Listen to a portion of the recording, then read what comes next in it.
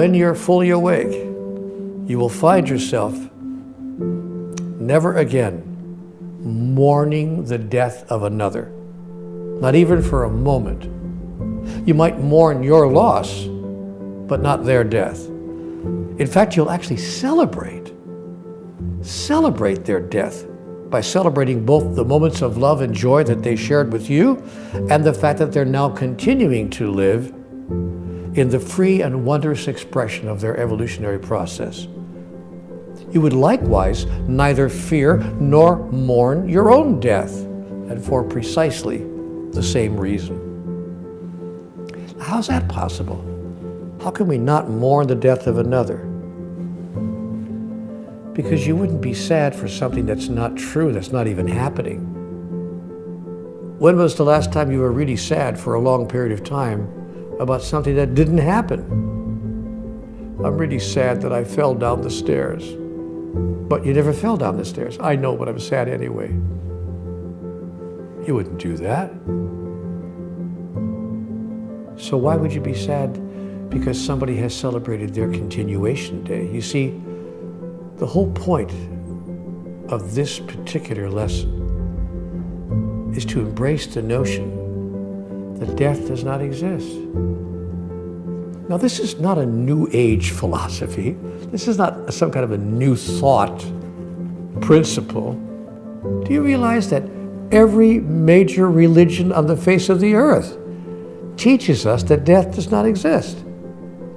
Most of the major religions are built around the idea that the soul lives past the end of the body and the mind.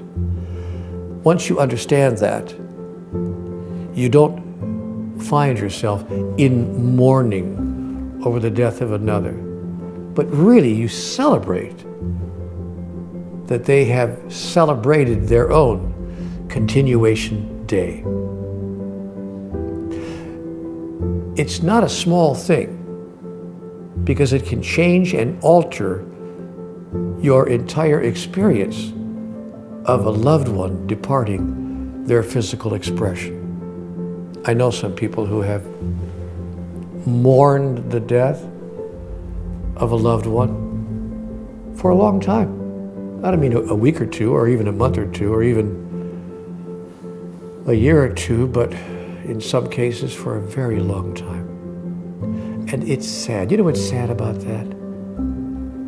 What's sad about that is that the last person who would want them to stay in such mourning would be the person who's actually left their physical experience. That's the last thing they would want. I promise you. So, you will know you're fully awake when you fail to mourn the death of a loved one and fail to even mourn your own death.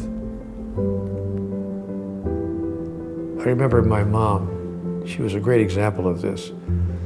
My mother wasn't born into what we would call the New Thought community, you know, the New Age community. She was way before that. That was after her time. But she sure did understand what I'm telling you. And I recall in her life as she moved through the final months of her life, and everyone knew it was the final months of her life. I would come into her hospital room and I'd say, "Mom, gosh, I just feel so sorry." She said, "Sweetheart, don't feel sorry." She said to me words I'll never forget. "Dance on my grave. Promise me. Dance on my grave."